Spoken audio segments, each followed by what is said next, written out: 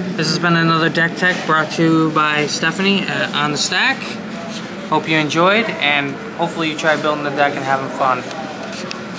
What's up, everybody? It's Stephanie with On the Stack, here at our local Moe's, where one of our good players works. And I'm doing a Deck Tech on a deck that I've played probably about 10 matches with. Stella Lee, wildcard. I call it Izzet Stella Storm. Be a Moxfield link in the description? I will be putting a Moxfield link in the description of this video. So here we got like our win cons, things that help us get to our win con.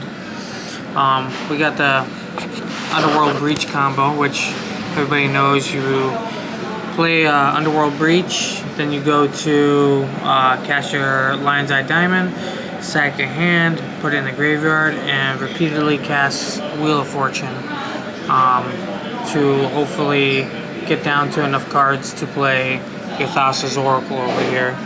This is your own personal tech in here right now, right? Yes. This is not like a deck that I net decked off for anybody else. I mean, I looked at pieces of other people's stuff, but like something I threw together with you to be like a personal That's the deck. same with the Ballista and Dramatic Scepter combo? Yep. I just wanted to get as many like cheap mana combos in here to be able to win it quickly. So far, I've had win attempts on turn 1 to turn 5, and it usually wins anywhere from 2 to 4. And that's out of the 10 games that I've played so far. So the next combo we got is you have Stella Lee out, you cast your 2 spells, and then you have either Impact Tremors or Goblin Bombardment out, and you cast Twin Flame as your 3rd spell, triggering Stella. Or any other duplication spell. Yeah, and then you just constantly just duplicate it because they come in with haste, and you just, each one you sack to deal 1 damage, or if Impact Tremors out, every one that comes in it deals 1 damage. So you just infinitely pinging your opponents. Another thing similar that I love is the Ice Crown Scepter, Dramatic Reversal, make infinite mana, cast a Walking Ballista, or in this case, a Sultron Invader, and then just ping your opponents for infinite life. Now, the next thing I'm going to talk about is all these. All these cards cast as your 3rd spell on your on either player's turn will get you the ability to pretty much draw your whole deck. I usually stop at about 3 or 4 cards, depending on what my devotion is to blue, and then finish it off with casting the Thassa's Oracle. The only issue you have to really worry about with this, going with your combo pieces with your commander, is if they have a Orcish Bowmaster, because that's gonna kill you more than it's gonna kill anybody else. So, I'm sorry to stop you. One thing I do want to mention is Twisted Felty is a win condition in itself, just because every time that roll gets replaced, it'll deal 1 damage to each opponent, I believe. Yeah. And that's with... Or they lose 1 life, I'm sorry. The Wicked Aura. So I heard you had no rush yet. Yep, each opponent loses a life, so... And then I want to talk about my tutors. I run... Yeah, so there's 8 of them. The main one being Intuition. Intuition. Because it lets you get it lets you get all 3 of these, and then your opponent has to give you 1 of them regardless, which is pretty much a win con. Yeah. You got all these other things that can... Personal tutor. Yep. Apologize for the glare.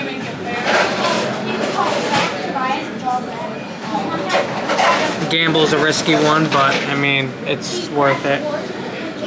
Then over here we got our card draw. Everything I use in here to replenish my hand and just keep going for win attempts. We got the Mystic Remora, the Ristic Study, everybody's well-known card draw. Seagate Restoration, because it's also a land. We also run Shatterskull Smashing. I didn't put it there because it's not card draw. Do you run Emergent Zone? I'm thinking about it. I feel like Emergent Zone with these two cards right here on our opponent's turn, you can just cast it as your third spell on their turn, and then just crack an Emergent Zone and cast your Thassa's Oracle for win. Winning on your opponent's turn, and it can be a challenge, but it can also be really fun. So far though, I think the win rate for playing against yourself,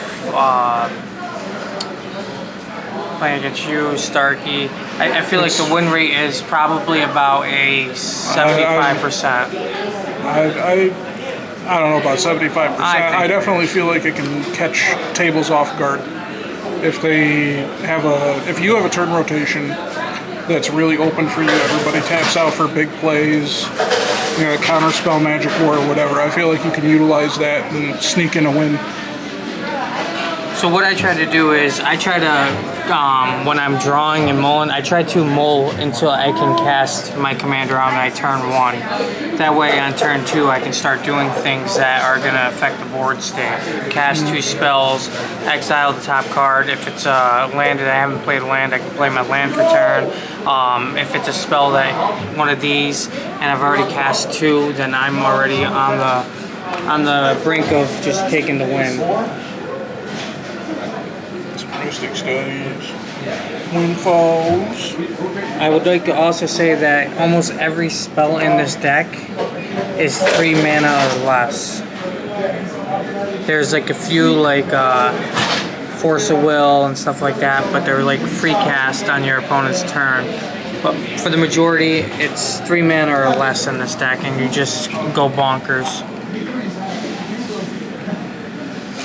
This has been another Deck Tech brought to you by Stephanie on the Stack. Hope you enjoyed, and hopefully you try building the deck and having fun.